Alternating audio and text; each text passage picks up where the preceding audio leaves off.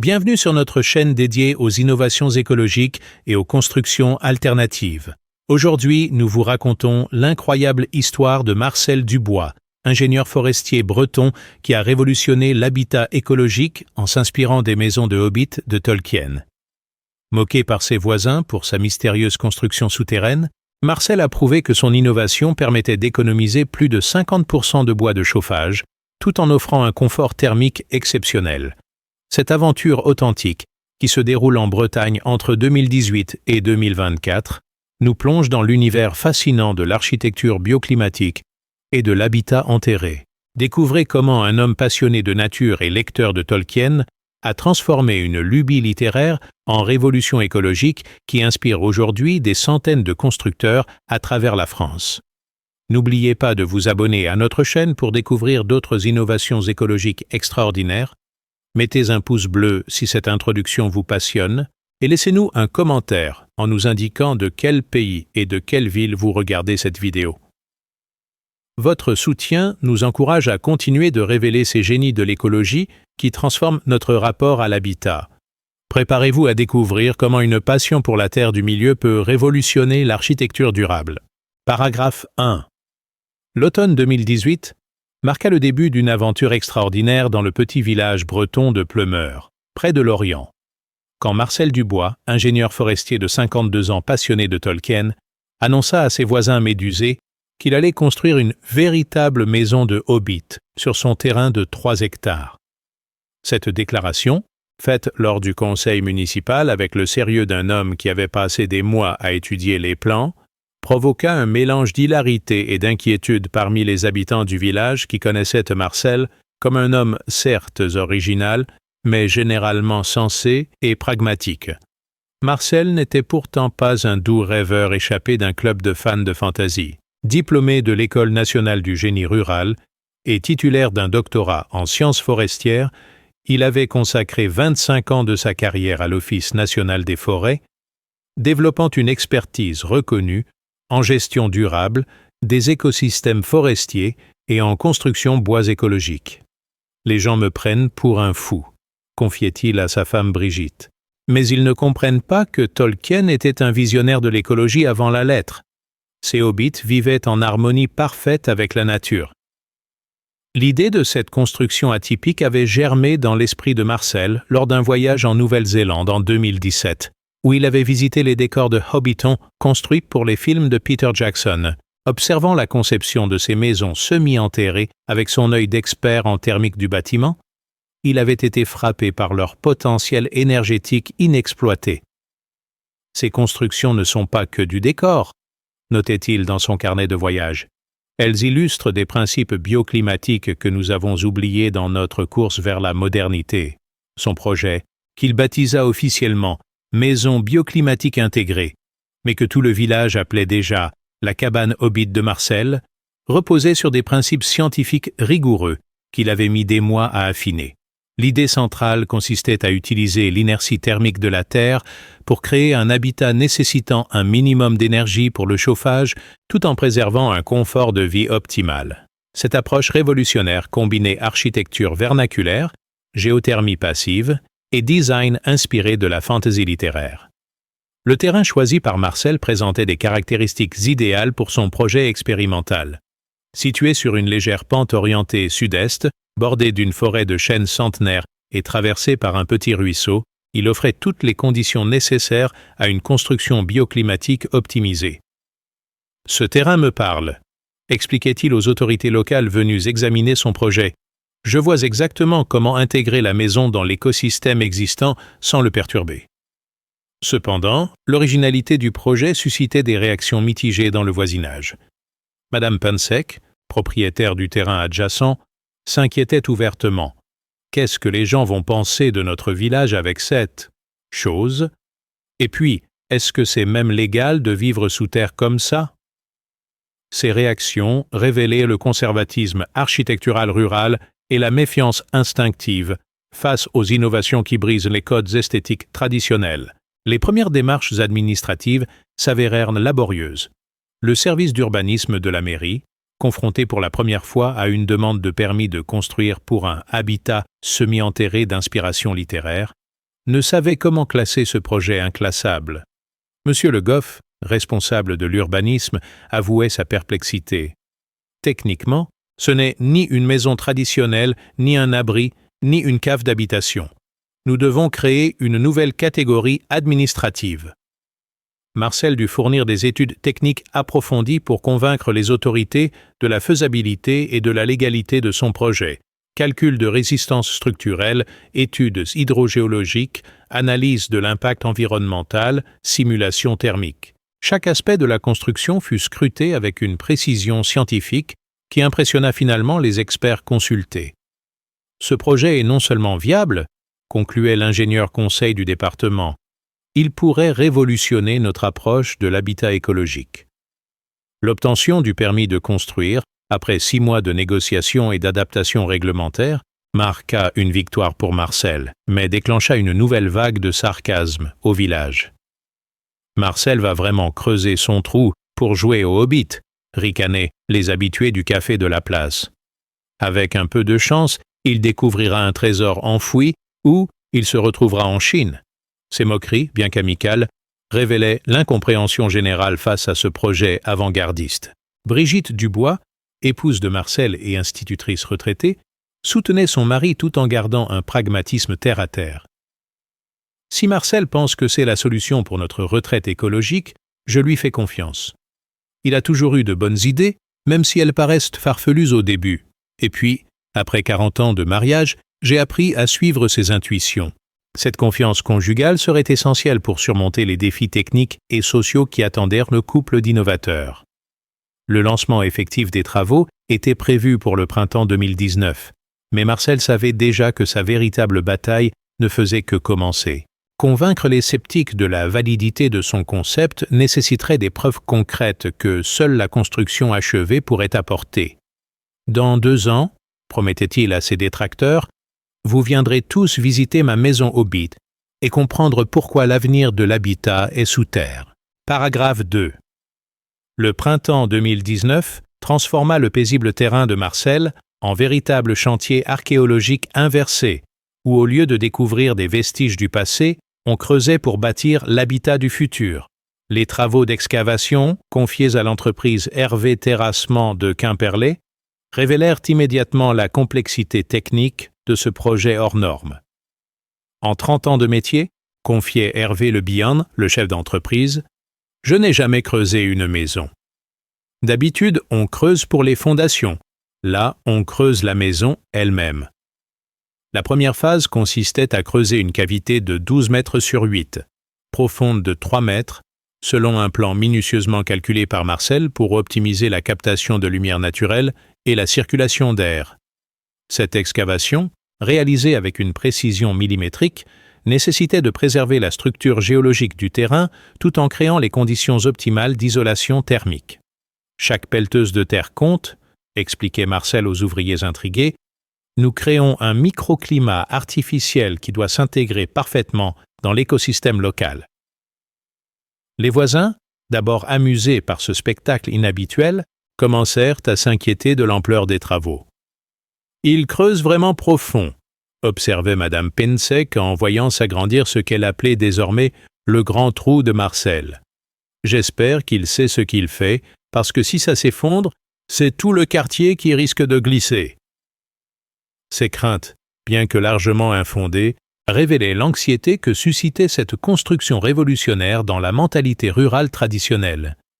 La découverte d'une source naturelle, lors de l'excavation, bouleversa initialement les plans, mais Marcel transforma rapidement cette contrainte en opportunité. « C'est un cadeau de la nature !»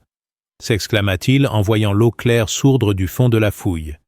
Cette source, après analyse par le laboratoire départemental, s'avéra parfaitement potable et offrait un débit constant de 2 litres par minute. Marcel décida d'intégrer cette ressource dans son système de rafraîchissement naturel, créant un circuit d'eau qui contribuerait à la régulation thermique de l'habitat. Les fondations de cette maison, pas comme les autres, nécessitaient une approche technique révolutionnaire. Au lieu du béton traditionnel, Marcel opta pour un système de dalles en pierre locale posé sur un lit de gravier drainant, technique inspirée de l'architecture vernaculaire bretonne, mais adaptée aux contraintes de l'habitat enterré. Nous utilisons des matériaux qui ont fait leurs preuves pendant des siècles, expliquait-il à l'ingénieur de contrôle, mais nous les assemblons selon des principes modernes de thermique du bâtiment. La structure portante révélait tout le génie de Marcel. Des arcs en pierre de taille locale supportaient un toit végétalisé de 40 cm d'épaisseur, créant une isolation naturelle exceptionnelle. Ces arcs, taillés par Pierre Kerjean, dernier maître tailleur de pierre de la région, respectaient les techniques ancestrales, tout en intégrant des innovations modernes. Jamais je n'avais taillé des arcs pour une maison souterraine, avouait l'artisan. Mais le projet de Marcel donne un sens nouveau à notre savoir-faire traditionnel. L'installation du système de ventilation naturelle représentait l'un des défis techniques les plus complexes du projet. Marcel avait conçu un réseau de conduits en terre cuite qui utilisait l'effet de cheminée pour créer une circulation d'air permanente sans consommation électrique. L'air frais entre par ces conduits enterrés qui le préchauffent naturellement, expliquait-il aux visiteurs de plus en plus nombreux, puis il ressort par cette cheminée centrale après avoir été réchauffé par l'activité humaine. C'est un cycle parfaitement naturel. Les murs intérieurs, construits en adobe, mélange d'argile, de sable et de paille, selon une recette que Marcel avait perfectionnée après des mois d'essai, offraient une inertie thermique exceptionnelle tout en régulant naturellement l'humidité. Ce matériau respire, expliquait Brigitte en touchant les murs lisses et chauds. On se sent vraiment bien ici, comme dans un cocon protecteur. Cette sensation de confort immédiat surprenait tous les visiteurs et commençait à ébranler les sceptiques les plus convaincus. L'originalité du projet attira l'attention des médias spécialisés. La revue Habitat Naturel consacra un reportage de 6 pages à cette maison hobbit bretonne, qualifiant Marcel de pionnier de l'habitat bioclimatique intégré. Cette médiatisation, d'abord flatteuse, apporta aussi son lot de visiteurs curieux et parfois irrespectueux, qui transformaient le chantier en attraction touristique. « Je ne construis pas un parc d'attractions », protestait Marcel, mais un laboratoire d'expérimentation écologique. La phase de construction des ouvertures révéla tout le génie architectural du projet. Les fenêtres, orientées précisément selon la course du soleil et protégées par des auvents naturels en pierre, maximisaient les apports solaires en hiver tout en préservant la fraîcheur en été. La porte d'entrée, parfaite réplique de celle de Bilbon-Saquet, mais équipée de technologies modernes d'isolation, symbolisait parfaitement cette alliance entre imagination littéraire et innovation technique. Malgré les moqueries persistantes du voisinage, Marcel observait avec satisfaction que les premiers éléments de sa maison fonctionnaient exactement comme prévu. Même inachevé, notait-il dans son journal de bord, cette construction maintient déjà une température stable de 15 degrés sans aucun chauffage alors qu'il fait 5 degrés C dehors. Les calculs étaient justes. La Terre est effectivement notre meilleur allié énergétique. Cette validation progressive de ses théories renforçait sa détermination à mener le projet jusqu'au bout. Paragraphe 3. L'automne 2019 marqua l'achèvement de la structure principale et le début de la phase la plus spectaculaire du projet, l'installation du toit végétalisé qui transformerait définitivement cette construction souterraine en véritable écosystème vivant. Cette étape, cruciale pour l'efficacité énergétique de l'ensemble, nécessitait une précision technique absolue car elle conditionnait l'isolation thermique, l'étanchéité et l'intégration paysagère de la maison. Marcel avait passé des mois à étudier la composition optimale de cette toiture qui devait être à la fois jardin, isolant et protection structurelle. La création de ce toit vivant commença par l'installation d'une membrane d'étanchéité révolutionnaire en polyéthylène recyclé, surmontée d'une couche drainante en graviers locaux, puis d'un géotextile filtrant, et enfin d'un substrat spécialement composé pour favoriser la croissance de plantes locales.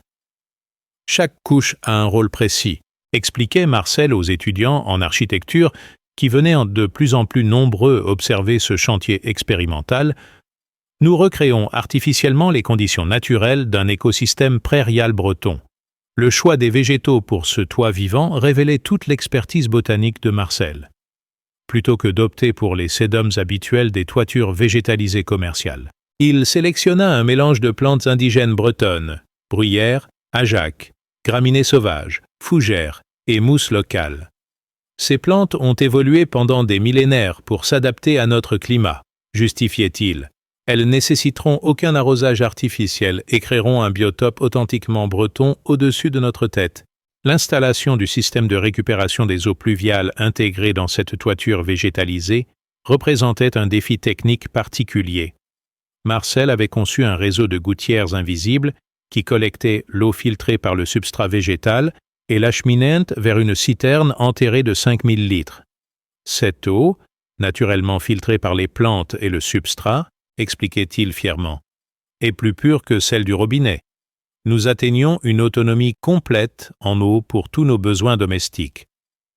Les premières plantations, réalisées par Marcel et Brigitte avec l'aide de leurs petits-enfants, transformèrent progressivement cette toiture en véritable jardin suspendu. « Papy Marcel fait pousser une prairie sur sa maison », s'émerveillait Emma, 8 ans, en plantant des bulbes de narcisses sauvages. Cette participation familiale donnait une dimension poétique au projet et renforçait l'aspect transgénérationnel de cette innovation écologique. L'installation du système de chauffage révéla toute la sophistication technique de cette maison apparemment rustique. Marcel avait conçu un réseau de tubes en cuivre noyé dans les murs d'adobe qui utilisait la géothermie passive pour réchauffer l'habitat. Ce système capte la chaleur constante de la Terre à 2 mètres de profondeur, détaillait-il aux ingénieurs venus étudier son installation, puis la diffuse doucement dans toute la maison par rayonnement naturel. C'est infiniment plus efficace que tous les radiateurs électriques du monde. La curiosité grandissante du public transformait le chantier en véritable lieu de pèlerinage pour les passionnés d'habitat alternatif. Des visiteurs arrivèrent de toute la France pour observer cette maison Hobbit qui défrayait désormais la chronique des revues spécialisées. « Nous recevons 50 visiteurs par semaine », constatait Brigitte. Des architectes, des étudiants, des retraités qui rêvent d'un habitat écologique. Marcel est devenu malgré lui un gourou de l'habitat alternatif. Cependant, cette notoriété grandissante suscitait aussi des critiques de plus en plus acerbes de la part de certains habitants du village. « Marcel fait du business avec sa cabane Hobbit », grommelait M. Keruel au Café du Bourg. « Il nous transforme le village en parc d'attractions pour bourgeois parisiens qui veulent jouer aux écologistes. » Ces tensions révélaient les difficultés d'acceptation sociale des innovations qui bousculent l'ordre établi. L'installation de l'éclairage naturel représentait l'un des aspects les plus ingénieux du projet. Marcel avait intégré un système de puits de lumière et de miroirs orientables qui captaient la lumière solaire et la diffusaient dans toutes les pièces souterraines. Même par temps couvert, démontrait-il aux visiteurs ébahis, nous bénéficions d'un éclairage naturel suffisant pour toutes nos activités diurnes. L'électricité ne sert que pour l'éclairage d'appoint en soirée. La phase d'aménagement intérieur révéla le confort exceptionnel de cet habitat souterrain. Les pièces, naturellement fraîches en été et douillettes en hiver, offraient une acoustique exceptionnelle et une atmosphère apaisante qui surprenait tous les visiteurs. On se croirait dans un spa naturel, s'émerveillait Marie Le Goff, première voisine convertie au projet. Cette maison dégage une sérénité qu'on ne trouve jamais dans les constructions traditionnelles. D'autres, l'automne 2019, s'achevait sur une maison pratiquement achevée, mais dont les véritables performances énergétiques restaient à démontrer. L'hiver va être le grand test, déclarait Marcel avec une confiance mêlée d'appréhension. C'est là que nous saurons si mes calculs théoriques se vérifient dans la pratique. Si nous réussissons à passer l'hiver en ne consommant que la moitié du bois prévu, alors nous aurons réellement révolutionné l'habitat écologique. Cette perspective électrisante maintenait la motivation de toute l'équipe malgré les défis encore à relever. Paragraphe 4. L'emménagement officiel de Marcel et Brigitte dans leur maison Hobbit, le 15 novembre 2019, marqua le début de l'expérimentation grandeur nature qui allait révéler les véritables performances énergétiques de cette construction révolutionnaire. Ce déménagement, suivi avec passion par une communauté grandissante d'enthousiastes de l'habitat alternatif, transformait le couple de retraités bretons en cobayes volontaires d'une expérience écologique sans précédent en France. Les premières semaines de vie souterraine révélèrent des sensations totalement inédites qui bouleversèrent les habitudes du couple. « C'est extraordinaire », confiait Brigitte à sa sœur venue en visite. Nous n'entendons plus ni le vent, ni la pluie, ni les voitures. C'est un silence absolu, presque mystique, et cette température constante. 18 degrés jour et nuit, sans chauffage. Cette stabilité thermique naturelle dépassait toutes les espérances et validait brillamment les calculs théoriques de Marcel. L'installation des instruments de mesure confiés au laboratoire de thermique du bâtiment de l'École d'architecture de Bretagne transforma la maison en véritable station météorologique souterraine. Capteurs de température, hygromètres, mesureurs de consommation énergétique, anémomètres intérieurs.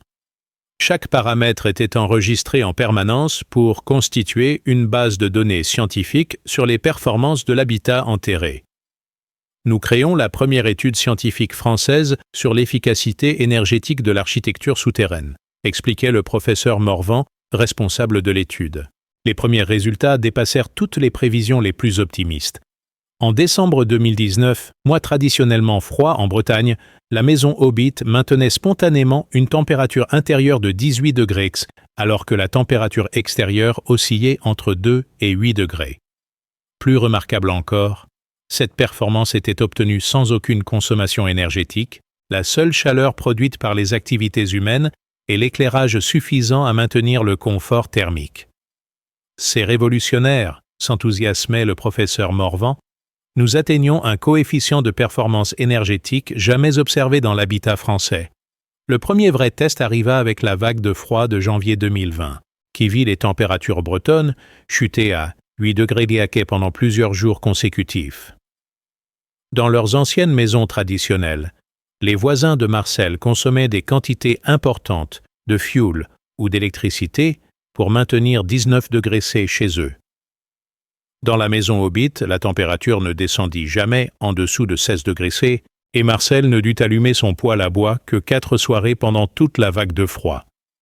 J'ai brûlé exactement 47% moins de bois que ce que je consommais dans mon ancienne maison, calculait-il triomphalement.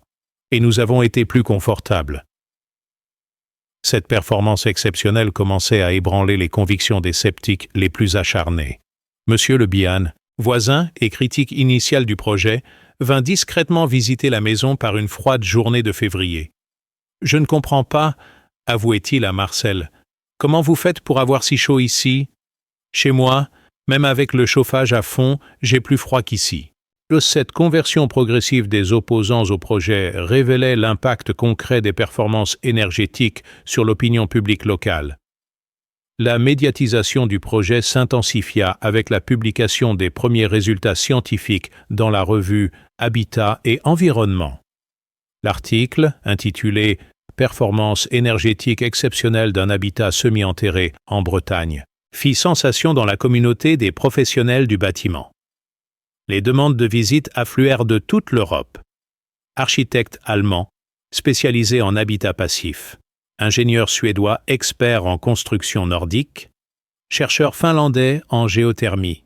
Tous voulaient se comprendre les secrets de cette maison Hobbit bretonne. L'impact économique de ces performances énergétiques était spectaculaire. Marcel calcula qu'avec sa consommation de bois réduite de moitié et l'absence totale de factures de chauffage électrique, il économisait 1 200 € par an comparé à son ancien logement. En 10 ans, calculait-il pour ses visiteurs, ces économies amortissent largement le surcoût de construction de ma maison Hobbit. Et après, c'est du bénéfice pur. Cette rentabilité économique à moyen terme rendait le projet accessible à des budgets familiaux moyens. Brigitte découvrait quant à elle des avantages inattendus de la vie souterraine. Ma consommation d'aspirine a diminué de 80% depuis qu'on vit ici, témoignait-elle lors d'une conférence sur l'habitat santé. Ces maux de tête chroniques, causés par les variations de pression atmosphérique, ont complètement disparu. Et Marcel ne ronfle plus. L'acoustique feutrée de cette maison apaise même les voies respiratoires. Ces bénéfices sanitaires inattendus ajoutèrent une dimension thérapeutique au projet. Le succès énergétique de la maison Hobbit transforma Marcel en consultant recherché. Des entreprises de construction écologique lui proposaient des collaborations, des collectivités territoriales sollicitèrent ses conseils pour leurs projets d'habitat social durable, des particuliers venaient en pèlerinage pour comprendre les secrets de cette réussite. « Je ne voulais qu'expérimenter pour ma retraite. plaisantait Marcel, et me voilà devenu expert malgré moi en révolution énergétique. L'hiver 2019-2020 s'achevait sur un bilan énergétique éblouissant, 52% d'économie de bois de chauffage, 87% de réduction des coûts énergétiques, 100% d'autonomie en eau et un confort de vie exceptionnel. Ces résultats, rigoureusement documentés par l'université, constituaient une première mondiale qui positionnait la France à l'avant-garde de l'innovation en habitat durable. Nous avons prouvé, concluait Marcel avec fierté, que l'avenir de l'habitat écologique se trouve peut-être dans le retour à la terre au sens littéral du terme. Paragraphe 5. Le printemps 2020 apporta une validation encore plus spectaculaire des performances de la maison Hobbit avec la découverte des bénéfices thermiques estivaux de cette construction révolutionnaire. Alors que la Bretagne connaissait un été particulièrement caniculaire, avec des températures records atteignant 38 degrés à l'ombre, la maison enterrée de Marcel maintenait spontanément une fraîcheur délicieuse de 20-22 degrés haut, sans aucun système de climatisation. Cette performance estivale, tout aussi remarquable que l'efficacité hivernale, démontrait la polyvalence exceptionnelle de l'habitat souterrain face aux variations climatiques extrêmes. C'est magique, s'émerveillait Brigitte en accueillant ses amis venus se réfugier dans cette oasis de fraîcheur naturelle. Pendant que tout le monde suffoque dehors et fait tourner des climatiseurs énergivores, nous vivons dans un confort parfait, sans consommer 1 kilowatt. Cette fraîcheur naturelle transformait la maison Hobbit en refuge estival recherché, attirant des visiteurs qui venaient autant pour le confort immédiat que pour comprendre les secrets techniques de cette prouesse énergétique. Les mesures scientifiques de l'équipe du professeur Morvan révélaient des performances thermiques estivales qui révolutionnaient la compréhension de l'habitat bioclimatique.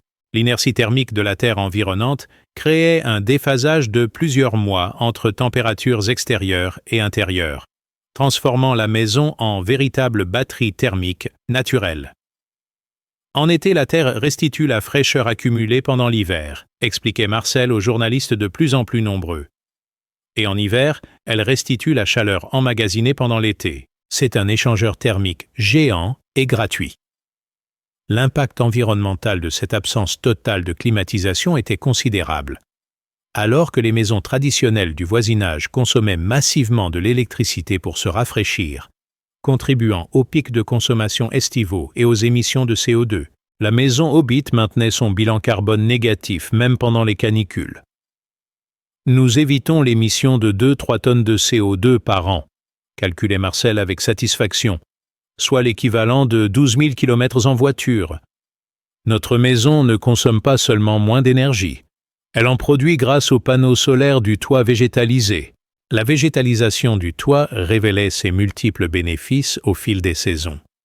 Les plantes bretonnes sélectionnées par Marcel s'épanouissaient magnifiquement, créant un écosystème vivant qui abritait déjà une faune diversifiée.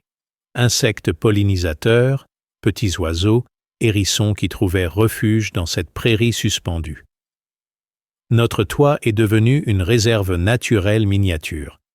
Observez Brigitte en découvrant une famille de rouges-gorges nichant dans les bruyères. Nous participons activement à la biodiversité locale.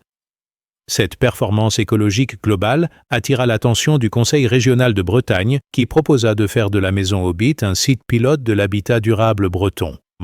Cette reconnaissance officielle incluait un financement pour développer un centre de formation et de démonstration destiné aux professionnels du bâtiment. Votre innovation, déclarait la vice-présidente en charge de l'environnement, pourrait transformer l'habitat social breton et réduire drastiquement la précarité énergétique de nos concitoyens.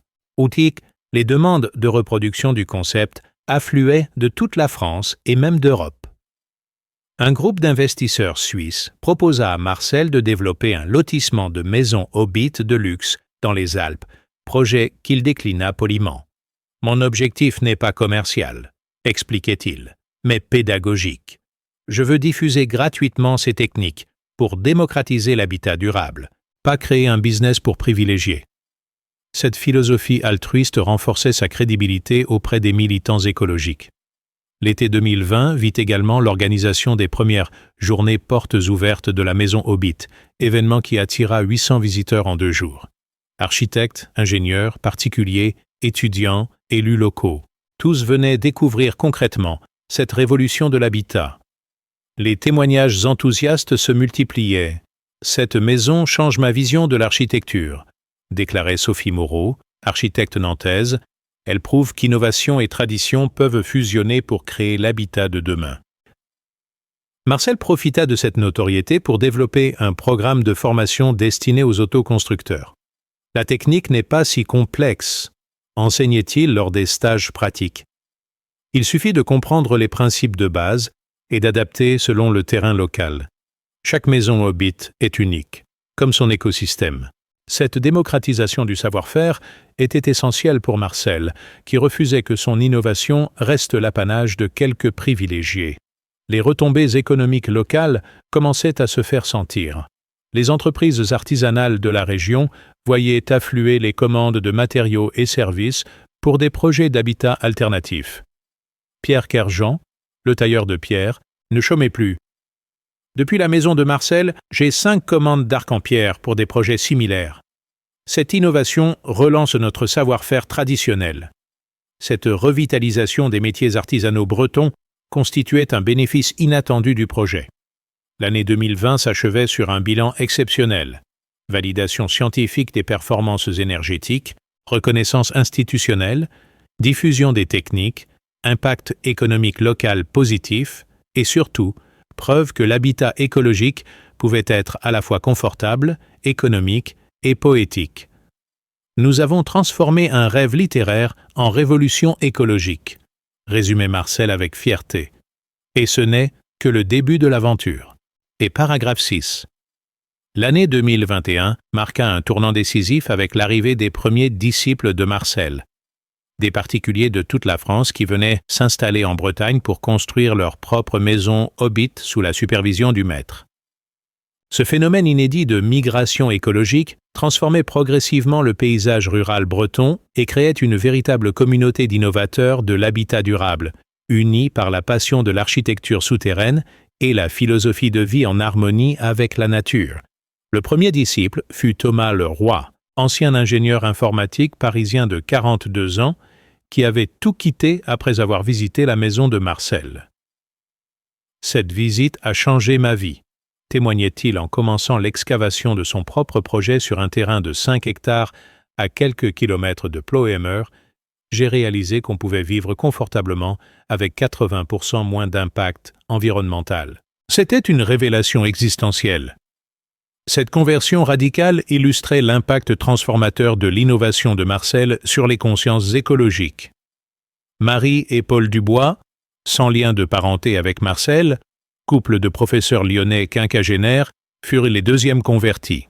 Ils achetèrent un ancien corps de ferme avec 8 hectares pour y développer un projet encore plus ambitieux. Un éco-hameau de 5 maisons Hobbit, interconnectées souterrainement. Nous voulons créer une communauté d'habitat groupée souterrain, expliquait Marie, avec espace privatif et espace communautaire, autonomie énergétique complète et production alimentaire intégrée. L'expertise de Marcel était de plus en plus sollicitée pour superviser ces nouveaux projets. Il avait créé une association loi 1901, Habitat Terre Bretagne, qui proposait formation, consultation et accompagnement technique aux futurs constructeurs. Je ne veux pas que les gens reproduisent mes erreurs, expliquait-il aux stagiaires. Chaque terrain a ses spécificités géologiques et climatiques. Il faut adapter la technique, pas la copier aveuglément. Le succès de ces nouvelles constructions validait la reproductibilité du concept. La maison de Thomas Leroy, achevée à l'automne 2021, affichait des performances encore meilleures que celles de Marcel. 58% d'économie de chauffage grâce à des optimisations techniques inspirées des retours d'expérience. L'élève dépasse le maître, plaisantait Marcel, ravi de constater que son innovation continuait d'évoluer et de s'améliorer. Ces réussites successives attirèrent l'attention du ministère de la Transition écologique, qui lança une étude nationale sur le potentiel de l'habitat semi-enterré en France. L'objectif était d'évaluer la possibilité d'intégrer ces techniques dans la politique publique du logement pour lutter contre la précarité énergétique. Votre innovation pourrait révolutionner l'habitat social français, déclarait la ministre lors de sa visite officielle de la maison Hobbit en septembre 2021. Cependant, ce succès grandissant suscitait aussi des résistances dans le monde professionnel du bâtiment. Certains architectes traditionalistes critiquaient cette régression vers l'habitat troglodytique et s'inquiétaient de la remise en question des standards architecturaux contemporains. On ne peut pas transformer la France en village de hobbits, protestait Jacques Dumont, président de l'Ordre des architectes d'Île-de-France. L'architecture française a une identité qu'il faut préserver. Marcel répondait sereinement à ces critiques. L'architecture n'est pas une question d'esthétique, mais de performance, argumentait-il lors d'un débat télévisé. Une belle maison qui consomme 3 fois plus d'énergie qu'une maison Hobbit, est-ce vraiment de la belle architecture? L'élégance véritable, c'est l'efficacité énergétique et le respect de l'environnement. Cette philosophie pragmatique ralliant de plus en plus de professionnels soucieux d'écologie. L'impact médiatique s'intensifiait avec la diffusion d'un documentaire de 52 minutes sur France 3 Bretagne. Marcel et ses Hobbits, révolution dans les champs bretons, qui atteignit 1-2 millions de téléspectateurs. Ce succès audimat révélait l'intérêt croissant du grand public pour les alternatives à l'habitat traditionnel et positionnait Marcel comme figure emblématique de l'innovation écologique française. Les retombées économiques se précisaient avec la création d'une filière artisanale spécialisée dans l'habitat souterrain. Entreprises de terrassement, tailleurs de pierre, spécialistes de l'étanchéité, cultivateurs de toitures végétalisées. Toute une économie locale se développait autour de ces nouvelles techniques. Marcel a créé une centaine d'emplois indirects dans la région, calculait la Chambre de commerce de Lorient. Son innovation génère plus de richesses locales qu'une zone commerciale. L'année 2021 s'achevait sur un phénomène sociologique remarquable, l'émergence d'une génération Hobbit de constructeurs français qui remettaient en question les modèles d'habitat consuméristes pour adopter des modes de vie durables et confortables. Nous sommes peut-être en train d'assister à une révolution silencieuse de l'habitat français, observait le sociologue Claude Lévi-Strauss Jr. Cette innovation technique porte une transformation sociale profonde vers plus de sobriété et d'harmonie avec la nature. Cette dimension sociétale du projet passionnait Marcel autant que ses performances techniques. Au-delà des économies d'énergie, philosophait-il, ces maisons transforment la relation de leurs habitants avec l'environnement. On ne vit pas pareil quand on habite dans la terre. On devient plus sensible au cycle naturel, aux saisons, à la biodiversité locale. C'est une conversion écologique globale. Paragraphe 7. L'année 2022 vit l'explosion du phénomène Maison Hobbit, avec la création du premier village entièrement souterrain de France à Pont-Scorff, dans le Morbihan, projet pilote de 25 habitations développé en partenariat entre l'association de Marcel et la commune locale. Cette réalisation d'envergure, financée par des fonds européens de transition écologique, marquait le passage de l'expérimentation artisanale à la politique publique d'aménagement du territoire et positionnait la Bretagne comme région pionnière de l'habitat durable européen. La conception de ce premier éco-village souterrain nécessitait une adaptation des techniques de Marcel aux contraintes de l'habitat groupé. L'architecte urbaniste Sophie Morvan, spécialement formée aux méthodes de construction enterrée, développa un plan d'ensemble révolutionnaire. Les maisons individuelles s'organisaient autour d'espaces communs souterrains. Salles polyvalentes, ateliers, stockage, reliés par des galeries naturellement éclairées et ventilées. Nous créons une nouvelle forme d'urbanisme, expliquait-elle, un habitat dense mais non vertical, intégré au paysage et économe en énergie. La construction de ce village révéla l'intérêt croissant des collectivités territoriales pour ces innovations. Le maire de Pont-Scorff, initialement sceptique, était devenu un fervent partisan. « Ce projet va transformer notre commune », déclarait-il lors de la pose de la première pierre. Nous allons attirer des familles soucieuses d'écologie, créer des emplois locaux et réduire drastiquement notre empreinte carbone communale. C'est l'avenir de l'habitat rural français. Les performances énergétiques du village pilote dépassèrent encore les espérances. L'effet de masse thermique créé par le regroupement des habitations souterraines amplifiait les bénéfices individuels. Le village entier maintenait une température constante de 19 degrés avec seulement 35% de la consommation énergétique d'un lotissement traditionnel équivalent. L'habitat groupé souterrain multiplie les performances, calculait Marcel avec enthousiasme. Nous atteignons une efficacité énergétique qui semblait impossible il y a 5 ans. Cette réussite attira l'attention internationale. Des délégations de Suède, d'Allemagne, du Danemark et même du Québec vinrent étudier ce modèle breton d'habitat durable. Le gouvernement suédois proposa un partenariat de recherche pour adapter ces techniques au climat nordique, tandis que la Commission européenne classait le projet comme innovation d'excellence dans son programme Horizon 2030. Marcel, devenu malgré lui une personnalité européenne de l'écologie, multipliait les conférences et consultations internationales. Ce petit ingénieur forestier breton, plaisantait-il, se retrouve à donner des leçons d'urbanisme à Stockholm et à Berlin. La vie réserve vraiment des surprises. Cette reconnaissance internationale validait définitivement l'universalité de son innovation au-delà du contexte breton initial. Cependant, ce succès s'accompagnait de nouveaux défis. La demande explosive de formation et consultation débordait largement les capacités de Marcel et de son association. « Nous recevons 100 demandes par semaine », constatait Brigitte qui gérait les inscriptions. Il faudrait former 10 Marcel pour répondre à toutes les sollicitations. Cette saturation nécessitait une structuration plus professionnelle de l'activité de formation. La solution vint avec la création de l'Institut européen de l'habitat souterrain, établissement d'enseignement supérieur spécialisé installé dans des locaux dédiés près de Vannes. Cet institut, dirigé conjointement par Marcel et l'Université de Bretagne Sud, proposait des formations diplômantes en architecture bioclimatique intégrée destinées aux architectes, ingénieurs et entrepreneurs du bâtiment. Les premiers diplômés de l'Institut essaimèrent rapidement dans toute la France, créant un réseau de professionnels qualifiés capables de diffuser les techniques de l'habitat souterrain.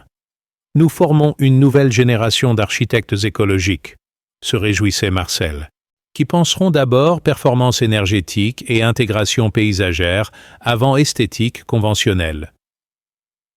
L'impact économique de cette filière émergente devenait considérable. Une étude de la Banque de France chiffrait à 50 millions d'euros le chiffre d'affaires généré en 2022 par les activités liées à l'habitat souterrain en Bretagne, créant 1200 emplois directs et indirects. Marcel a créé une nouvelle industrie, analysait l'économiste Pierre Lebrun, basée sur l'innovation technique, l'artisanat local et l'économie circulaire. Cette réussite économique permettait également de démocratiser l'accès à ces techniques. Les économies d'échelle et l'industrialisation partielle des composants réduisaient significativement les coûts de construction. Une maison Hobbit coûte maintenant 20% moins cher qu'une maison traditionnelle de surface équivalente, calculait Marcel, tout en offrant 50% d'économies énergétiques. C'est devenu la solution la plus rationnelle économiquement. L'année 2022 s'achevait sur une transformation complète du paysage architectural breton et l'émergence d'un nouveau modèle d'habitat qui essaimait dans toute l'Europe. Qui aurait cru, philosophait Marcel, en contemplant le village de Pont-Scorff depuis sa prairie toit, qu'une lubie inspirée de Tolkien transformerait l'habitat européen? Les hobbits de la comté avaient vraiment trouvé la solution idéale pour vivre en harmonie avec la nature. Paragraphe 8.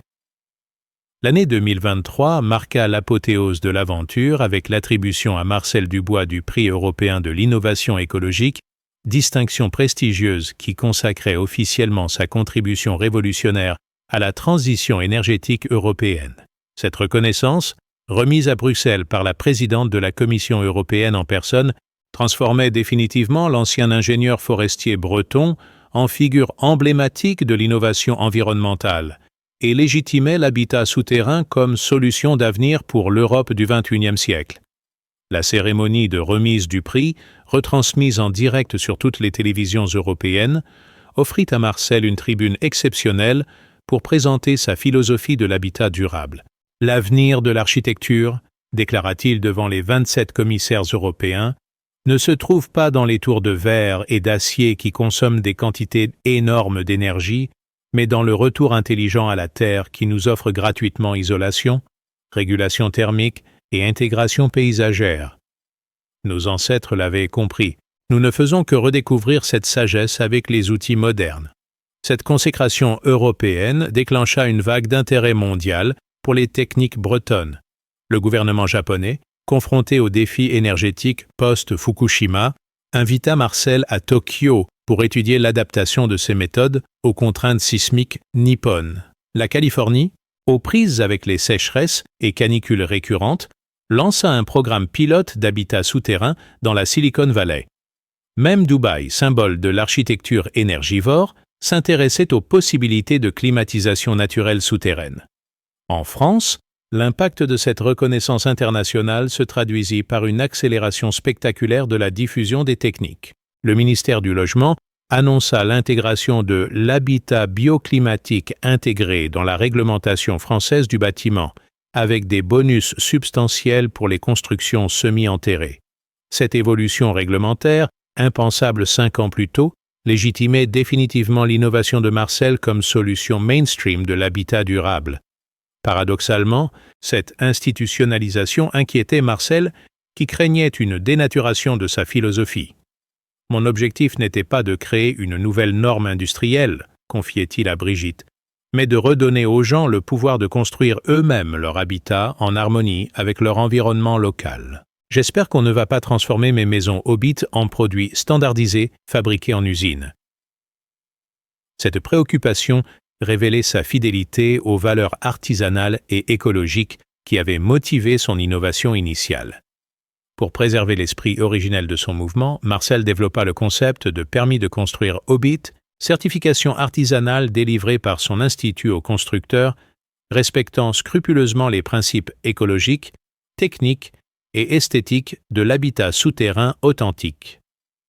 Ce label garantit, expliquait-il, que la maison a été conçue spécifiquement pour son terrain, avec des matériaux locaux, par des artisans formés à nos techniques, et qu'elle s'intègre harmonieusement dans l'écosystème local. Les performances environnementales globales du mouvement Maison Hobbit étaient désormais mesurables à l'échelle nationale. Une étude de l'ADEME chiffrait à 125 000 tonnes de CO2 les émissions évitées annuellement par les 2500 maisons Hobbit construites en France, soit l'équivalent de 650 millions de kilomètres en voiture. Cette contribution significative à la lutte contre le réchauffement climatique positionnait l'innovation de Marcel comme outil concret de transition écologique. L'impact social de cette révolution architecturale se révélait tout aussi important. Les habitants de Maison Hobbit développaient des comportements plus écologiques dans tous les domaines. Alimentation locale, mobilité douce, consommation responsable, jardinage biologique. Vivre dans la terre transforme la conscience environnementale, observait la sociologue Marie Dumont. Ces habitants deviennent spontanément des ambassadeurs de l'écologie dans leur communauté locale. Cette transformation des mentalités s'observait particulièrement chez les enfants élevés dans ces habitats alternatifs. Emma, la petite fille de Marcel maintenant âgée de 12 ans, était devenue une militante écologique précoce dans son collège de Lorient. « Papy Marcel m'a appris qu'on peut vivre confortablement sans détruire la planète », expliquait-elle lors d'une intervention dans sa classe. « Sa maison prouve qu'écologie et bien-être sont compatibles. C'est notre génération qui va généraliser ces solutions. » L'automne 2023 vit l'ouverture du musée vivant de l'habitat souterrain, installation unique au monde créée dans une ancienne carrière réaménagée près de Carnac. Ce musée, à la fois centre d'exposition, de formation et de recherche, présentait l'évolution de l'habitat enterré de la préhistoire aux innovations contemporaines de Marcel. Nous montrons, expliquait la conservatrice Anne Le Goff, que l'habitat souterrain est l'avenir de l'architecture durable, pas un retour vers le passé. L'année 2023 s'achevait sur un bilan exceptionnel. Reconnaissance internationale, diffusion européenne, impact environnemental mesurable, transformation sociale observable et surtout preuve définitive que l'innovation écologique pouvait être à la fois performante, économique et poétique. Mais Hobbit ont conquis l'Europe, plaisantait Marcel en contemplant les photos des centaines de maisons inspirées de son modèle. Tolkien serait fier de voir que ces créatures imaginaires aident l'humanité réelle à sauver la planète. Paragraphe 9. L'année 2024 apporta la consécration ultime avec l'annonce par l'ONU que la méthode bretonne d'habitat souterrain serait intégrée dans les programmes internationaux de lutte contre le réchauffement climatique et la précarité énergétique mondiale. Cette reconnaissance planétaire, qui faisait de Marcel Dubois un héros involontaire de l'écologie mondiale, marquait l'aboutissement d'une aventure commencée 6 ans plus tôt par la simple envie de construire une maison inspirée de ses lectures de Tolkien. L'impact de cette reconnaissance internationale se traduisit immédiatement par une explosion de demandes de coopération technique du monde entier. L'Institut européen de l'habitat souterrain dut créer des antennes sur tous les continents pour répondre aux sollicitations. Des projets pilotes étaient lancés simultanément au Kenya pour l'habitat rural durable, au Pérou pour l'adaptation au climat d'altitude, en Mongolie pour la résistance aux hivers extrêmes, et même en Australie pour la protection contre les incendies de forêt. Marcel, désormais septuagénaire mais toujours passionné, multipliait les missions de conseil international. « Jamais je n'aurais imaginé, confiait-il depuis son bureau volant vers Nairobi, qu'une technique développée pour le climat breton pourrait s'adapter à tous les climats de la planète. Le principe de l'inertie thermique terrestre fonctionne partout. Il suffit d'adapter les détails techniques aux conditions locales. » Cette universalité de son innovation dépassait ses espérances les plus folles. En Bretagne, l'économie locale avait été transformée par cette révolution architecturale. La région était devenue la Silicon Valley de l'habitat durable, attirant des investisseurs, des start-up innovantes, des centres de recherche internationaux et des milliers de migrants écologiques venus du monde entier pour apprendre les techniques bretonnes. Lorient avait été rebaptisé officieusement « Capitale mondiale des Hobbits », titre qui amusait autant les habitants qu'il les rendait fiers. L'évolution technique des maisons Hobbit continuait grâce au retour d'expérience de milliers de constructions. Les nouveaux modèles intégraient des innovations révolutionnaires, systèmes de ventilation auto-adaptatif, récupération de chaleur des eaux grises, production d'électricité par géothermie peu profonde, murs vivants autorégulants. Nous atteignons maintenant des maisons à énergie positive, calculait Marcel avec satisfaction, qui produisent de plus d'énergie qu'elles n'en consomment toutes en offrant un confort supérieur aux habitats traditionnels.